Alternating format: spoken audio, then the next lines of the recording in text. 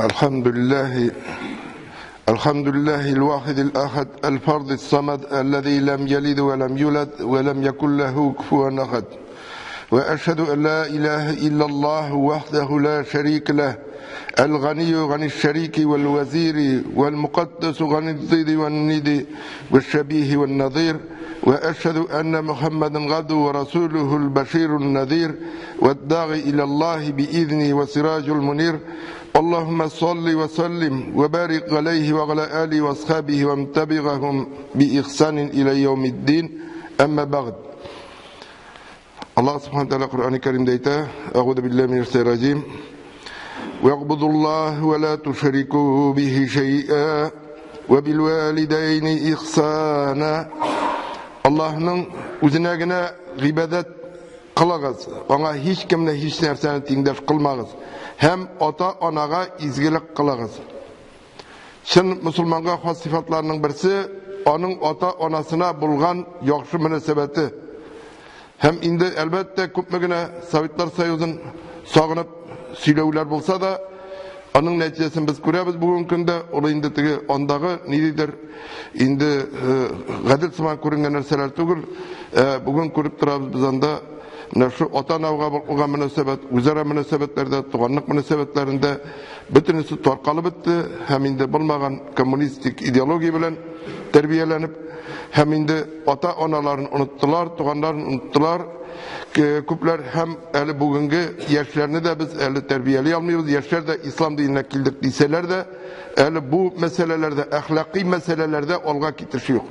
Namazlar okup yürülse de, din turunda küp silense de, Allah Teala'nın faydalığın tekşirüler varsa da, ahlaki meselelerge kilgende, eli birbirimizni ihtiram etu teyişli derecede tugul, bu bigrekte olularını ihtiram etuge koytup kola. Hem indi İslam dininde ota-onaga şu kadar zor ihtibar birle, edem balası Allah rizalığına da ota-ona rizalığı oşağına irişe ola. Peygamberimiz sallallahu aleyhi ve sellem ayta, Rida Rabbi fi ridal velidi ve sahatu Rabbi fi sahatil velidi. Allah rizalığı ota-ona rizalığında, Allah'ın aşılanığı ota-ona aşılanığında. Yani her kim bilip durga tiyiş, eğer de ol ota-anasının aşığını kitirirde nindigine bulsa da gamel işliyken, demek ol Allah'ın aşığına irişken bula. Hem ol üzün dürüst sanasa da, hatta dürüst bulsa da, Oralardan indi köp vakit iştemiz indi özümüz de aytamiz yaşar kulaklarına da almay bizning aytganni tinglamaylar degan narsalar hem indi o'ylab qarasang endi mana shu ulu yoshga yetgan bugun men mana sug'ush veteranlar turida sizlar barmoq bilan sanarlik bigrakda endi sug'ush vaqtidagi nelar ular 70 ni o'zgan 80 ni o'zganlar har sug'ush veteranlarida yaşı 90 yoshlik ular ko'ngillarına nishga ayttirib qabul etalar bütün narsani ko'ngillarına onlar yaşar quloqlarına da ilmiy turgan narsalarga o'pkalarga da mumkin shunga ko'ra ularni o'pkalatmasga tirishirga kerak o'pkalata turgan so'z aytgancha aytmagan xayrliroq. Hem indi söyleşkende de, onlarga müracaat etkende de, onlarını tanlaganda da yumuşaklık görsetirge gerek. Ne kadarına aytıp gitkenimse, hatta dürüst bulsan da ota-onang yanında, eğer de onu öpkeletesin iken, bu Allah Teala'nın aşığına eriştim degen söz. Hem indi Allah Teala, bunu Kur'an-ı Kerim'de bizge buyurup ayta, وَقَضَى رَبُّكَ أَلَّا تَعْبُدُوا إِلَّا إِيَّاهُ وَبِالْوَالِدَيْنِ إِحْسَانًا إِمَّا يَبْلُغَنَّ عِندَكَ الْكِبَرَ أَحَدُهُمَا أَوْ كِلَاهُمَا فَلَا تَقُل لَّهُمَا أُفٍّ وَلَا تَنْهَرْهُمَا وَقُل لَّهُمَا قَوْلًا كَرِيمًا واخفض لهما جناح الذل من الرحمة وقل رب ارحمهما كما ربياني صغيرا. Rabbin özünden başka hiç kim bir kimge de ibadet kılmaska hem ota-onaga yaxşılık kılırga karar itip koydu. Karar itip koydu. Eğer onlarning birisi yoki ikisi de qartaysa, onlarga ufta deme. Onlarga kışkırma, onlarning ikisine de güzel sözlergine ayt. Onlarga merhametlilikten tıynaklık kanatlarını jeyip koy hem Rabbim.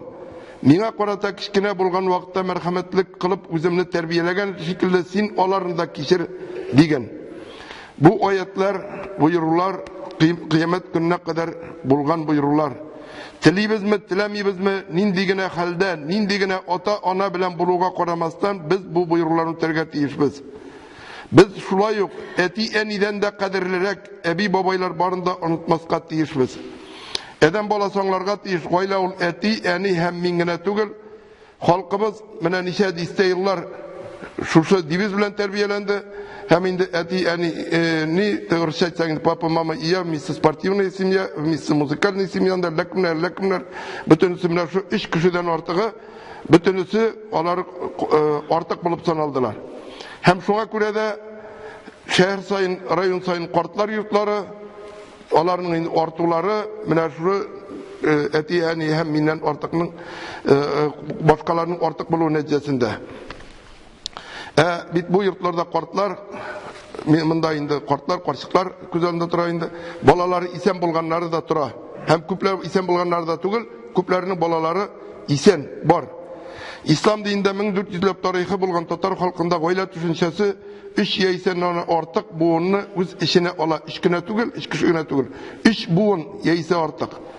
Ul Ebi Babay eti yani hem indi iş bola mine bulgat işinde küp digende kim digende hem indi şuna göre de bizim ilde bizim halkta deb aytmalim neden söz kortlar sözü bilen baratırgan bula köpmege gosırlar imperiya kol astında bulup da izilurlar kıyırstırlar kişirip de boş imegen uzun izuşilerden kıyırstuşulardan üstün itip koyabilgen halkımız elbette ayık akılga onlar fikrine tecrübesine toyangan olar sözüne kulak salgan gamelin olar sözüne başlangan hem indi eli koşangına hürmetke iya bulgan İde türlü meclislerde tür başında oturgan ulular bugün günde hürmet bitti. Şunun bile milletten bereket de bitti. Hem indi koşangına ota ona ebi babayısından çıkma bugün günde otanasında utirgen mümkün, ebi babasında utirgen mümkün. Andaylarını biz okup biliriz. Bugün bigrek de nilerde indi gazet jurnallarda andaylarını tilep bastıralar. Şuna göre indi qarysın indi bütün şulaysman angarga könüp de bitip baraway kişi hem elik indi şunday türde urunu bulgan kişinin bugün günde utirişinin de özünün yağını balası onun da 10 yıl köp degende bergen mümkünler. Hem indi elhamdülillah bugün günde qarasak indi namaz okuybiz, urazat tutabız, hajlarga yürüybiz. Yağni farz amellerinin ötevçilerinin sonu arta zekat bir de halk arasında tarala ama uzara hem otana kabulgan ihtiram tiyişli derecede tugul. Hem indi qarasak halk mine bizim turda biz namazga jıyıldık bugün günde bizim turda namazga jıyılı turunda fikir yürütmey, bizim ahlaki sifatlarga qarab ota ona bizga bulgan münasebetni bizga qarab fikir yürütte İslam dini turunda halk. Hem indi halkımız İslam dinine qaytsin deb aytamiz ekan. Birinchi şiratda ahlaki sifatlarımızı yakşırtırga hem bigrek de ota ona kabulgan münasebetini yakşırtırga kirek. Hem indi Abdullah ibn Mesud'dan rivayet kılına Se'eltun Nebi sallallahu aleyhi ve selleme Eyyul gameli ahabbu ilallahi gazze ve celle Kale es-salatu li vaktiha Kultu thumme eyyu Kale birrul valideyn Kultu thumme eyyu Kale el cihadu fi sebilillah. İndi İbn Mesud'dan rivayet kılına olayta bir vakit min Peygamber sallallahu aleyhi ve sellem'den Allah Teala nindi gamelinden agrak yarata deyip suradım. Ul vaktinde okılgan namaz dedi. Onlar nindi deyip suradım. Ul otananı hürmet itu dedi. Hem min onlar nindi deyip suradım. Ul Allah yolunda cihat dedi. Bu hadisten görüngençe Peygamber sallallahu aleyhi ve sellem ota onanı ihtiram ituni cihattan da üstün koya. Cihat İslam'ın en yukarı noktası bulup durar. Şulay bulgaç İslam'da otananı ihtiram itünün ne derecede yukarı ikenligin anlaw kıyın tugul. Bugün İslam'ını tiyişinçe, öğrenmişe, otanalar bilen kengeşleşmişe, onların ruhsatinden almışa, cihatga çıkıp gitken yaşlar turunda da bilirge turuk ile, iştirge turuk ile hem indi yanadan indi onun probleması otanasına kola bütünüsü hem otanasın yürteler, otanası kaybırlar indi nik kirek oldu deyip yürü, ol medreselerini yabarga kirek deyip yürü, şulay bulgaçın onun faydası var mı yok mu? Buna indi büyük vatan soğuşun tenkitleşçiler köp, büyük vatan soğuşun ibilsa da özünün ilin saklap soğuşkan deyip aytik. Ama da bilmegen, nitmegen yerge, kimnindir sözün qarab, kimgedir yerip çıkıp gitken ilerim, onu bilmeyeyim anlatıp buladыр mı? Indi Bir vaqt Peygamber sallallahu aleyhi ve sellem yanına bir kişi kile hem özünün Allah Teala yolunda soğuşacağını bildire. Ama Peygamber sallallahu aleyhi ve sellem onu kabul ederek aşıkmay ulanlardan. Esinin ota ananın birisi isen mi deyip soruyor. Bu kişi ikisi de isenlerdi. Onlar Peygamber sallallahu aleyhi ve sellem hem sin Allah'dan bölük ümit itesin mi deyip soruyor. O kişi iyi bir cevap verir. Şundan sonra Peygamber sallallahu aleyhi ve sellem koytta olar bilen yakşılıkta bul diye. Bu hadis Müslim'de getirile. Hem indi ikinci Buhari'de getirilgen hadiste onun devamı bulayrak olar yanında jihad kıl deyip bite. Jihad yani mana şu ota-ananı terbiyelev, olar bilen yakşı münasebette bulu. Ota-anasına, onların hulkuna, dinine koramışa yakşı münasebette buluğu her Müslümanın buruşu. Hem ota-anam namaz okumayı, uraza tutmayı, olar Müslüman tügüller deyip, ota-anadan boş tartu, onların terbiyelemev, onlarga ihtiram kürsetmev, Müslüman kişiye ruhsat itilmeyi. Bugün günde andi hallerini bir kez kurga turkile. Ebu Bakır radıyallahu anh'ın kızı Esma'dan rivayet kılına bir vakit benim yanıma Peygamber sallallahu aleyhi ve sellem vaktinde müşrik bulgan eniyim kildi hem min Peygamber sallallahu aleyhi ve sellem'den benim yanına eniyim kildi hem ol minne nesedirtili min onun bilen bulgan münasebetlerimi saklarga tiyiş mi deyip soradım. Ol eyi sin şulay işlerge tiyişsin deyip cevap verdi. Ota-anaga buysunma bir uçuraktağına eğer senden İslam dinin taşlavunu talep etkendegine bulurga mümkün. Allah Teala Kur'an-ı Kerim'de ise وَاِنْ جَاهَدَاكَ غَلَا اَنْ تُشْرِكَ بِمَا لَيْسَ لَكَ بِهِ غِلْمٌ فَلَا تُطِعْهُمَا وَصَحِبْهُمَا فِي الدُّنْيَا مَغْرُوفًا Allah Teala ise hem eğer ota-anan senin gılımın bulmagan nerse bilen mina tengdaş tutarga tırışsalar onlarga itaatde bulma. Yani buysunma. Ama sen dünyada onlarga yokşulukta yoldaş bul. Onlarga yokşuluk bilen iş kıl. Ota-anası dinde bulup, balası dinsiz buluşularını, balası dinde bulup, ota-anası dinsiz buluşularında, yaki goylada koysının da bulsa birisinin siktiga yürüğünde, köngülü bilen İslam dinin kabul etmeminde görürgen mümkün. Ama nişikkine bulsa da, siktant mol, kim ol, ol senin ota-anan, onu oşatu, işirtu, terbiyelev, senin üstünde buruşun. Ol siktiga yürüdüp elbette, indi aytilgençe, Allah Teala aytilgençe buyurgança, onun siktisine yürüge kirek değil. Ama indi onu terbiyelev, korav, oşatu, ol üstümüzdeki buruşumuz. Balalarının üstündeki buruşu. Ota-ana bilen bola orasındaki münasebetlerin nişik buluğu turunda soruğa Sa'id bin el-Müseyyib'nin aytkani cevap bulup dura. Bir kişi Sa'id bin el-Müseyyib yanına kile hem min ota-anaga merhametlik turunda Kur'an ayatının ve kul lehuma kavlen kerime yani onlarga kurkam sözler ayt diyen ülüşünden başka bütünüsünde anladım. Şuşu kurkam sözler turunda anlamadım da indi. Min şuna sözlerinin mina şuşu sözlerin mağnasını anlat diye ol kul özünün hujası bilen nindi münasebette bulsa sen de ota-anan bilen şunday münasebette bulurga tiyişsin deyip. Bizden indi biz kullar turunda indi okuna bilemiz. Ama indi kul ol indi hujasından başka bir narsa işleyalmay. Hem indi bir nevi kişkine yumuşunda öteyalmay, bir narsa etalmay. Mine ota-ana bilen bola orasındaki münasebet şulay bulurga tiyiş. Hem bir garip Peygamber sallallahu aleyhi ve sellem yanına kile hem eyte otam bir tiyin akşamını da kaldırmay talap alıp bitire deyip zorlana.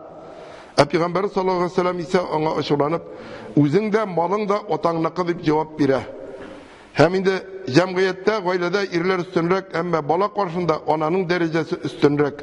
Bir kişi Peygamber sallallahu aleyhi ve sellem yanına kile hem soruyor. Ya Resulullah benim yakşı münasebette bulduğum işin kişilerinin koysası üstünrek. Peygamber sallallahu aleyhi ve sellem eyte eniyin. Ol kişi ondan sonra deyip soradı Peygamber sallallahu aleyhi ve sellem eniyin dedi. Ol kişi ondan sonra deyip soradı Peygamber sallallahu aleyhi ve sellem eniyin dedi. Ettiği kişi ondan sonra deyip soradı Peygamber sallallahu aleyhi ve sellem etiyin dedi. İşte eniyin deyip etti, onların etiyin deyip etti. Ona meselesinde ona kişi yakınlık bulurgat iş. Şulay Peygamber sallallahu aleyhi ve sellem eğer de sizin otağız hem anağız bir yolu çakrayken onağızga cevap veririz deydi. Kişinin ahiretteki urnu da ota-anası bilen bulgan münasebetine korap bilgilene. Peygamber sallallahu aleyhi ve sellem ayta cennet onalar ayak astındadır. Şulay ikinci bir hadiste Peygamber sallallahu aleyhi ve sellem ayta cennet işiklerinin en yakşısı ul otan. Tilisin iken yugal, tilisin iken sakla. Bir kişi Peygamber sallallahu aleyhi ve sellem yanına kile hem ayta benim kart eniyim var. Onun aklı özgerdi hem zayıflandı. Men onu kolum bilen oşutam, işittem, taharet aldıram. Hem onu in başıma oturtup küterip yürüyüm. Min tiyişli buruşumunu ütedim mi? Dey. Peygamber sallallahu aleyhi ve sellem yok deyip cevap verir. İslam dini Müslümandan özünün ota-anasını ihtiram etününe talep etip kalmay, belki ota-anası yakın etken, dost etken, yaxşı münasebette bulgan kişiler bilen de yaxşı münasebette bulun talep ete. Peygamber sallallahu aleyhi ve sellem ete, hürmet eberrul birri ey yasila er-raculu vudda ebihi. Hürmet etünün yukarı bilgisi bulup, atası yaratkan kişi bilen münasebetini saklav turadı. İkinci bir hadiste Peygamber sallallahu aleyhi ve sellem ete, otan yaratkan kişiler bilen yaxşı münasebette bul, onlardan kesilme, yok ise Allah'ı nurunu sündürür. Bugün biz balanın ota-anası oldunda bulgan buruşun koradık. Bala digeçte yaş bala turundağına uylarga kerek tügül. Ota-ana için 60-70 yaşta de bala kortaygan günlerimizde terbiyelep dursunlar için balalarga yaşlı dürüst terbiye berge kerek. Ota-ana bilen bala bir koşanda bir tigiz bula olmay. Ota-ana onası meselen ona kişi balanı koruyundu, balasın koruy, jiva, hatta ulanın buğundan da jirenmey. Ol da onarga temli bulup kurine deyip eytim indi. Neden? Şuluk ota ona kortaya, balası onarga jirenip koruy başlay. Ota ona un bala, anası balanı un bala üstüre. O ona birisi de artık değil, bütünüsün yoklap, saklap, kişiytem deyip üstüre. Un bala üstüp jiteler, hem anasın, otasın, sin korada, min korada deyip birbirine tütküleşe başlıyorlar. Hem indi tartkalaşıp, dolaşıp, kişine kalıp biteler. Hem indi bugün de mesela köpkene kişilerden sorasan, otanalar turunda olar Müslüman değil, kafirler diyen sözler iştirge Türkiye. Hem indi şu kişi yaşlarının üzerinden sorasan koyda şeysi deyip, indi köfür sistemasında işlem mümkün değil deyip cevap vergende iştirge Türkiye. Otanası köfür sistemasında işli okşala, gaylantıda, onakın oşap yatırga yarı, özüne işlerge yaramay. Onu indi anlap bulmaytırgandır indi. Hem indi bugün gündemine koraganda biz köp misallar getiremiz. Mine şu soğuş niyinegine koraganda da bir köp iştirge Türkiye. Soğuş vaktinde namaz okup, 4 yıl namaz okup, yürüyen kişiler, onlar indi isen koyttık deyip eyteler kubisi. Kubisi tügülü indi, bunda koytkanlar eyte indi, bütün üstüler şulaydılar. Koytkan ilerinin indi, barsı da namaz okuyanlar dığına koytkan tügül, kimler namaz okuyan deyip, mine şulay 5 yıl okudum, şunun arkasında kaldım deyip eytmişler. Ne kurga Türkiye deyip etsek dürüsürek bulur. Hem indi, şınlap da indi, neden de üzümünün evi babaylara kilgende de eti soğuşta bulgan, indi dua kaldım deyip eyteler idi, ne deyip indi isen koytsın idi, isen koytsın idi. Şu an kureti nini koraga kerek tügül, gül bütünley bir yaklığına ittirip, tisker ittirip güne, hem indi elbette indi onların bugün ihtiram ittirek kerek, bugün şu soğuş bitirenler nilerin bütünsünde, hem indi meşit elbette namaz okuğu için urun, birin şiratlar şuşunda, kilgen babaylarımızga ihtiram kursetirge kerek, eğer de mine azgına zor bulsa da, 1-2 yaşka zor bulsa da, abi, ağa divanda bir-birimizin ihtiram etip, bir-birimizin etip, onlarga kader hürmet kursetsek, bizge de kader hürmet kursetirler, yaşlar. Hem indi bizden eytip gitkenim şey indi, bugün mine korap gittik biz ota-ona bulgan münasebetini, şınıp da indi ota-ona ol bizden bir lakmus kağızı gibi dinde bulgan münasebetini kursetatırgan narsa. Allah rızalığına, fakat ota-ona rızalığı arqılığına erişip bular, şunu unutmayıq. Biri bizde. Одно из наиболее характерных черт истинного мусульманина является его почтительность к родителям и хорошее отношение к ним. Аллах Всевышний сказал: «И поклоняйтесь Аллаху, и ничему более наряду с Ним, а родителям делайте добро». А также Всевышний Аллах сказал: «И судил Господь твой, чтобы не поклонялись вы никому, кроме Него, а к родителям относились хорошо. И если состарится один из них у тебя или оба, то не говори им уф, и не кричи на них, а говори им слова достойные, и проявляй по отношению к ним смирение и милосердие. И говори: Господь мой, помилуй их, ведь они воспитывали меня, когда я был маленьким». Это вечное веление Аллаха мусульманину, который не подлежит изменению. Сообщается, что Абдуллах бин Масуд, да будет доволен им Аллах, сказал: однажды я спросил пророка, саллаллаху алейхиссалям, какое дело Аллах любит больше всего. Он сказал: совершай ему своевременно молитву. Я спросил, а после этого он сказал: проявление почтительности к родителям. Я спросил, а после этого он сказал: борьбу на пути Аллаха. Сообщается, что однажды к благородному посланнику, саллаллаху алейхиссалям, явился какой-то человек, стремясь получить награду Аллаха. Он желал поклоняться ему в том, что переселится и будет сражаться на пути Аллаха. Однако пророк, саллаллаху алейхи, не стал торопиться, а спросил его: а жив ли кто-нибудь из твоих родителей? Этот человек ответил: они оба живы. Благородный посланник, саллаллаху алейхи, сказал: и ты хочешь получить награду от Аллаха Всевышнего? Этот человек сказал: да. Тогда праведный и милостивый посланник, саллаллаху алейхи, сказал: так вернись к своим родителям и обращайся с ним хорошо. Мусульманин почтителен со своими родителями, даже если они и не являются не мусульманами. Он никому из людей не может относиться с большим почтением, чем к своим родителям. Так, например, сообщается, что один человек сказал Саиду бин аль-Мусайябу, да будет доволен им Аллах: я понял весь аят, где говорится о почтительности к родителям, если не считать слов Всевышнего, а говори им слова достойные. Каким должны быть это достойные слова? Саид ответил: это значит, что ты должен обращаться к ним так же, как раб обращается к своему господину. بارك الله لي ولكم في القرآن العظيم ونفعنا وإياكم بالآيات وذكر الحكيم إنه هو السميع العليم الغفور الرحيم المجيب الدعاء.